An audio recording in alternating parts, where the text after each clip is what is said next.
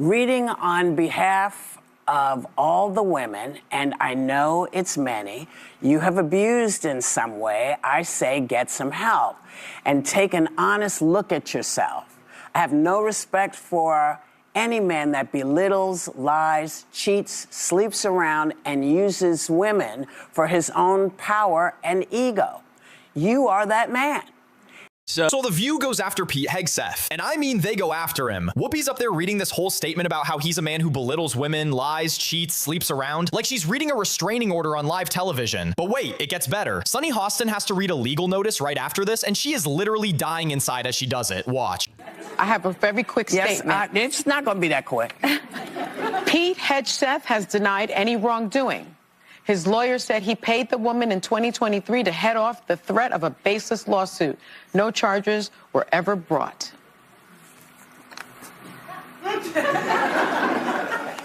You rushed me for that?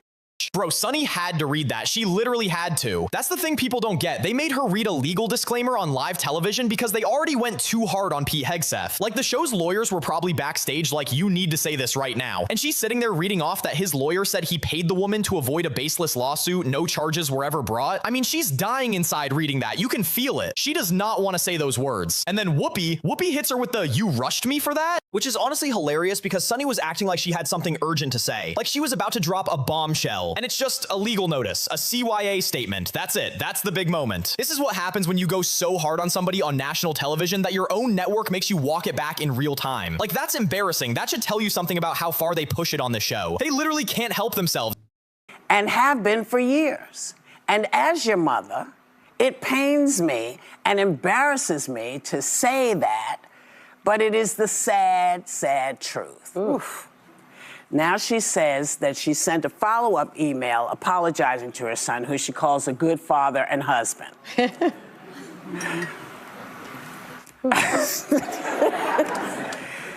don't know. Yeah, well. I mean, I don't have kids, but I think I could murder someone and my mom wouldn't send that email. Like, that you have to take seriously. I've been upfront. I have grave concerns about Pete Hegseth as Secretary of Defense. He is wholly unqualified for it. This is overseeing the entire U.S. military, the personnel population under it, the families, the dependents. That is not someone who should be there. And then add to it the moral failings. These are roles where you put people in them who the force can look up to, who they can admire, people who have family values. This should be disqualifying, and I actually think the Senate has very real concerns about Hegseth. Even Republicans on the Senate Armed Services Committee, they're looking at this man, they're like, he's maybe managed half a dozen people in his life. He's not prepared to manage 3 million people. Then add his own mother saying these things, you can't tune that out. So I think he needs to be struck down as the appointee, and they need to nominate someone more qualified. And out of the 3 million people, about 250,000 are women. And in the military, there's been a lot of issues with sexual harassment, sexual abuse. We all remember the tailhook scandal. So, you know, this is what I would plead and say and ask of senators, particularly Republican senators.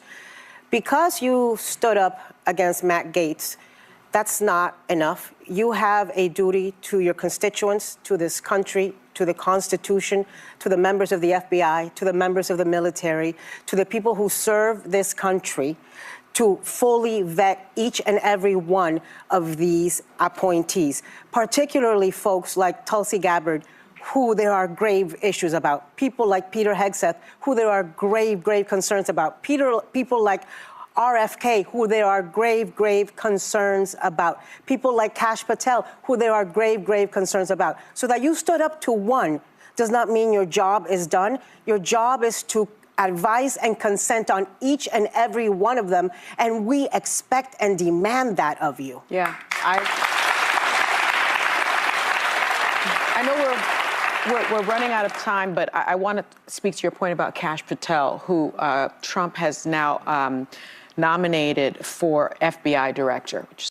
concerns. Yeah, they're moving on to Kash Patel now, but did you hear Anna? She's doing that thing where she just repeats the same phrase over and over like it's a magic spell. Grave concerns. She said it about Tulsi, she said it about RFK, she said it about Hegseth. We get it, Anna, you're concerned. But it's so transparent. They finally got Matt Gaetz to back out, and now they're like, okay, who's next? Let's knock them all down. And Alyssa's over here acting like she's the HR manager for the Pentagon. Oh, he only managed 6 people? He's not qualified? I mean, who exactly on that stage is qualified to judge who runs the military? It's just funny to me. Then Whoopi brings up the mom's email again. Since when do we vet cabinet members based on family drama and pained mothers? If we started rejecting people because their parents were embarrassed by them, half of DC would be out of a job. It's not about the qualifications or the moral failings. That's just the script. They just want every single one of these picks dead in the water, period. Same old song and dance. I'm actually really befuddled by why he did that. The optics were terrible, meaning all of our top military brass are all in one place, and we spent $6 million to get them there. That didn't make a lot of sense to me. It also didn't make a lot of sense to me that he was saying that he was going to toughen physical standards and review the anti-hazing policy by sort of implementing a hazing policy. And then also he said he was going to return to the highest male standard for combat positions because the troops were fat. Yeah. I don't understand how that was supposed to be an uplifting message for our military. Maybe he's referring to Colonel Sanders. It was really a bizarre thing. He started talking about woke DEI policies. By the way, there are no gender quotas in the military. By the way, he fired more than a dozen military leaders, many of them people of color and women. He fired the chairman of the Joint Chief of Staff, General Charles Brown Jr., who is African-American. Yeah. He fired the first woman to command the Navy, Admiral Lisa Franchetti. I don't understand the sort of hypocrisy of firing these people, having all these people meet together and then denigrating them. But did you look at it? They're looking at him like he has 2 heads. Well, Okay, so Sonny's actually making a good point here, and I don't say that a lot. Like, why would you fly all the top military brass to one location, spend $6 million doing it, and then just roast them? Call them fat, tell them they're soft, talk about how woke they are? I mean, what is the game plan there? That's supposed to be motivating? And then, and this is the part that gets me, he fired a bunch of them. He fired General Brown, the chairman of the Joint Chiefs, who's African-American. He fired the first woman to ever command the Navy. And then you're gonna stand in front of the ones who are left and lecture them about DEI while you just did that? I mean, come on. And Sonny's right, there are no gender quotas in the military. So what are we even talking about? He's fighting a problem that doesn't exist and creating real ones. And apparently the people sitting there watching him look like they had no idea what was happening, which honestly fair, I wouldn't either. But it wasn't Pete who ordered it. Take a look. With respect to the strikes in question on September 2nd, Secretary Hegseth authorized Admiral Bradley to conduct these kinetic strikes. Admiral Bradley worked well within his authority and the law, directing the engagement to ensure the boat was destroyed and the threat to the United States of America was eliminated. Admiral Bradley was the one who gave that order for a second strike. And he was well within his authority to do so. I think Secretary Hegseth likely gave the order. I know Admiral Bradley. He's the SOCOM commander. He came up through the ranks. He is decorated. He's experienced. I'd be very surprised if he did this on his own without direct support or a command from the secretary. I do believe we said yesterday that this is exactly what they were going to do. Yeah. They were going to blame the folks who worked in that plane. Yeah. It's like that because they knew kids. that Pete would he's going to get a pardon. So he's not going to be held. But the blaming is like, I didn't do it, he did it. I didn't do it, he did it. This is what they did. Look, watch this. See this? See the bus over there? Yeah. Under the bus. That's the Admiral. That's the Admiral. They threw that Admiral right under the bus. They did throw him under the bus. I think what's so sad is when you're really a leader, you take responsibility and accountability for the wins and the losses, for all the decisions that are made. That is true leadership. The buck stops there with the Secretary of Defense or the Secretary of War, whatever he wants to call himself. I don't know. And what's interesting to me is on Sunday, Trump was interviewed on Air Force One, I believe, and he said Pete told him he didn't issue the order to kill all the people on board. He said he did not order the death of those 2 men. That's what President Trump said. Then on Monday, a Department of Defense official says Hegseth had the target engagement authority. And then on Monday evening, you have the Secretary of Defense, Pete Hegseth, say it was the admiral. Yeah. I mean, the lack of accountability from the top is despicable. It's disgusting. Everyone knows when you work in the government, there is a hierarchy.